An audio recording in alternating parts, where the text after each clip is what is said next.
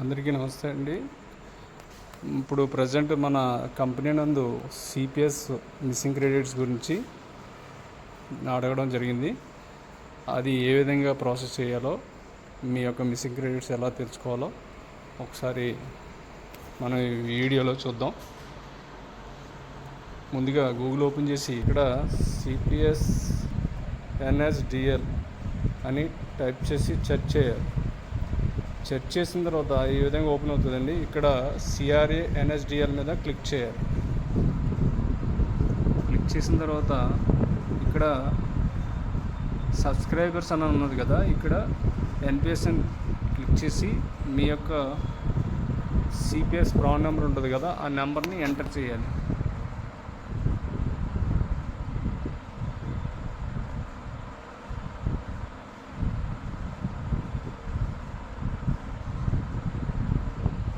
చేసిన తర్వాత ఇక్కడ మీ యొక్క పాస్వర్డ్ని ఎంటర్ చేయాలి.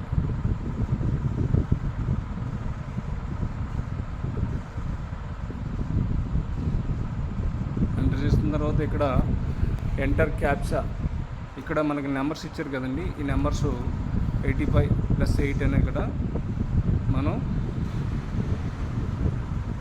దాన్ని ప్లస్ చేసి టోటల్ నెంబర్ వేయాలి. ఇక్కడ 85+8 93. తర్వాత ఈ కింద ఐ అండర్స్టాండ్ దట్ అన్న అక్కడ ఇది క్లిక్ చేయాలి. క్లిక్ చేసిన తర్వాత సబ్మిట్ కొడితే ఈ విధంగా సైట్ ఓపెన్ అవుతుందండి. ఓపెన్ చేసిన తర్వాత ఐ అగ్రీ అన్న దగ్గర టైప్ చేయాలి. ఇక్కడ ఈ విధంగా వస్తుంది. వచ్చిన తర్వాత అలౌ దిస్ టైమ్ అని చెప్పేసి క్లిక్ చేయాలి. క్లిక్ చేసిన తర్వాత మనకి సైట్ ఈ విధంగా ఓపెన్ అవుతుందండి.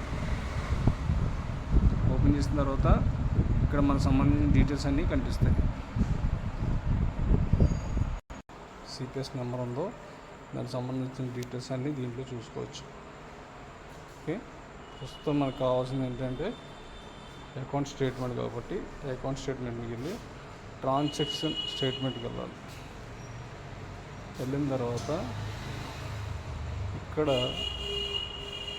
ఫైనాన్షియల్ ఇయర్ మనకి ఏ ఇయర్ అయితే కావాలో మిస్సింగ్ క్రెడిట్స్ ఆ ఇయర్ సంబంధించి ఇందులో చూసుకోవాలన్నమాట. ఇక్కడి నుంచి చూసుకోవాలి. ఏ ఇయర్ అయితే ఆ ఇయర్ టైప్ చేసి మనకి ఇది కావాలంటే ఇది ఆన్లైన్ పెట్టి ఇక్కడ క్వార్టర్ అనే కూడా ఆన్లైన్ టైప్ చేయాలి. సేమ్ ఏదైతే ఉందో అదే ఉంచండి. టైప్ అనేది 1 అనేది 1 ఉంచాలి.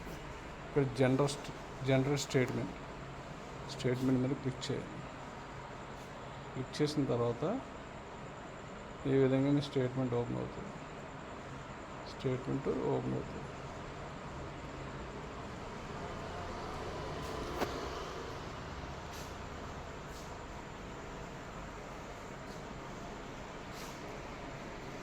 ఓకే అండి.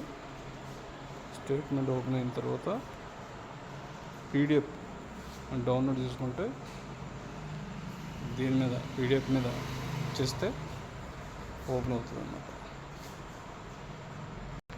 ఈ విధంగా మనం ఓపెన్ చేసుకోవచ్చు. ఓకే, పీడిఎఫ్ ఓపెన్ అవుతుంది. ఇక్కడ మీ డీటెయిల్స్ ఉంటాయి.